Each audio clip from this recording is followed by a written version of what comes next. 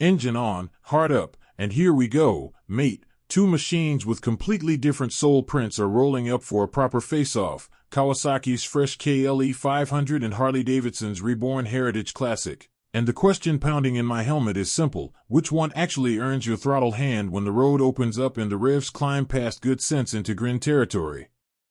I'm talking adventure grit versus cruiser gravitas, a new age upstart against a legacy heavyweight, and the only way to do this right is to live it like a story, a journey with tension, release, and a decision you feel in your gut, not just on a spec sheet. Picture the KLE500 first. It's the bike that whispers go further, then laughs when you do, the kind of machine that doesn't punish curiosity, it rewards it with a wider horizon and a faster heartbeat. From the first crack of the throttle it feels eager, like a mate who's always 5 steps ahead, scanning the line, telling you there's more grip, more room, more play, even when the trail gets scrappy and the tarmac goes patchwork.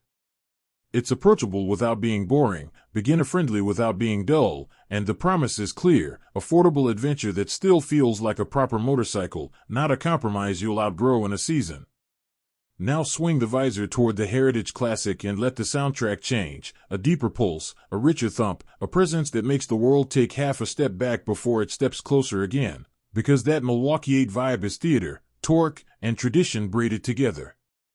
Harley didn't just dust off a museum piece, the latest cruiser lineup layers in modern aids and sharper manners while keeping that silhouette you could sketch from memory, the one that says road trip, state lines, diner coffee, and sunsets that last too long on purpose. On the street, the Heritage is a conversation you hear before you join it. Weight settles, torque rolls, and you're riding a signature more than a motorcycle, the kind of thing that makes strangers tell you about their first ride from 30 years ago. So how did we get here, at this exact intersection of desire and design, with two bikes offering two entirely different versions of freedom and both sounding right in the helmet? Because motorcycling has always been split screen, one eye chasing the next corner or fire road, the other eye chasing a feeling you can't quite name. And both the KLE500 and the Heritage Classic claim they can deliver that feeling on command. Rider lore time, the stuff you only learn by burning weekends and rubber. On a quick shakedown loop, the KLE's personality shows up early, light on its feet, forgiving when you get cheeky with the brakes on gravel, and cheekier still when you stand up on the pegs just to see who blinks first, you or the bike. It coaxes you into lines you didn't plan and saves you from the two you definitely shouldn't have tried, which is exactly what a first true adventure machine should do for riders who've been dreaming of dirt without wanting to fight a heavyweight. There's a moment, every KLE rider will get one, where you overcook a corner on broken chip seal, feel your stomach drop, then realize the bike's chassis and manners are already stitching the mistake into a story you'll laugh about later, slightly shaken and absolutely buzzing. Meanwhile on the Harley, the emotional pitch shifts from quicksilver to slow thunder. You sit deeper, you breathe slower, you roll on instead of snap on, and the whole machine says take the long way, because fast isn't just a number, it's how long the memory lasts. And when you pass a storefront and catch the reflection, the way the tank line and fenders carry themselves is half the ride, because style isn't decoration here, it's identity, and that matters when you're choosing a bike you plan to keep. Some purists mutter that electronics on cruisers feel like an oxymoron, but after a wet night run or a painted line slip you'll be grateful for the invisible hand that keeps a good story from turning tragic without stealing the joy. Let's talk highs and lows, because motorcycling is honest with your emotions. On the KLE, the high is discovering you can ride further than your confidence thought. A fire road you'd normally skip becomes the highlight, and the laugh in your helmet is the kind that only comes from getting away with it in style. The low is predictable too: first week bravado, a silly low side or a standstill tip in the driveway, a bruised ego, a scuffed lever, and a grin returning quicker than your pride because the bike wears mistakes like rite of passage badges. On the Harley, the high is communion, that rhythm between engine and road that makes night rides feel cinematic even when you're just crossing town, every stoplight an intermission before the next deep-chested scene. The low is also honest: weight becomes work at walking pace, tight parking lots feel like puzzles, and you'll respect the mast the way sailors respect the sea, not with fear, but with ritual and attention. Here's where the storytelling spine clicks into place: 2 arcs, 1 rider, 1 decision, because the bike you pick will shape the roads you chase, and the roads you chase will shape the rider you become.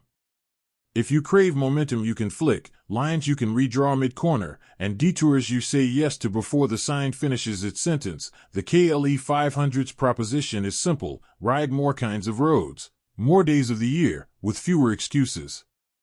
If you crave presence that announces itself, torque that rolls like a drumline, and a silhouette that makes even short rides feel like chapters, the Heritage Classic reminds you that romance is a valid metric and legacy is a real feature. Let's hit practicalities without killing the magic. The adventure-leaning KLE Camp promises accessibility, approachable ergonomics, and the sort of running costs that let you say yes to one more overnight without selling a kidney.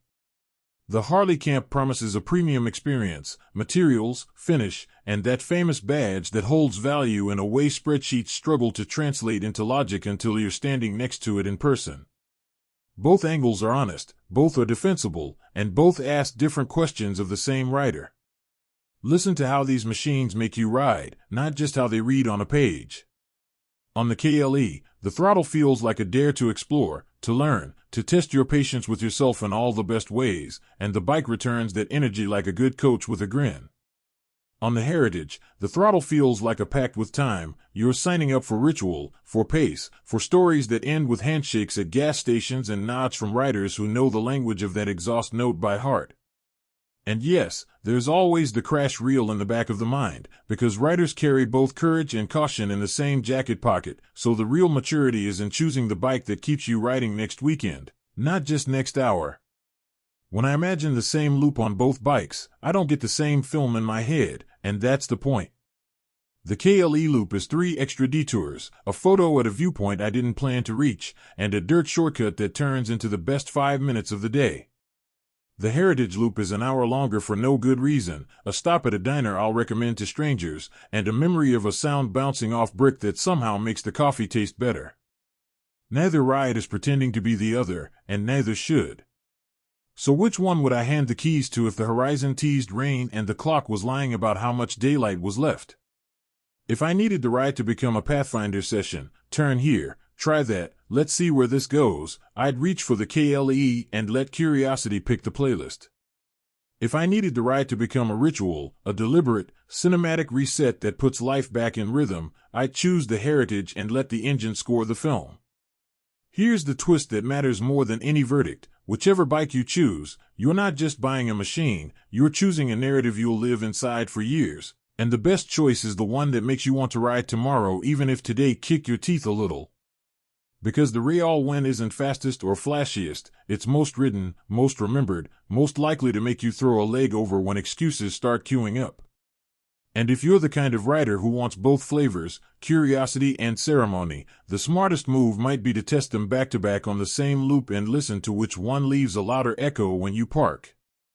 That echo is your answer, and it'll be more honest than any review, including this one, because it's tuned to your pulse, your roads, your idea of a great day out.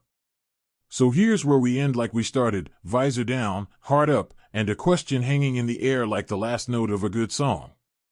Are you taking the nimble explorer that turns detours into destinations, or the rolling legend that turns minutes into memories? And which story are you hungry to live next when the road finally opens and the revs climb past reason into pure joy, mate?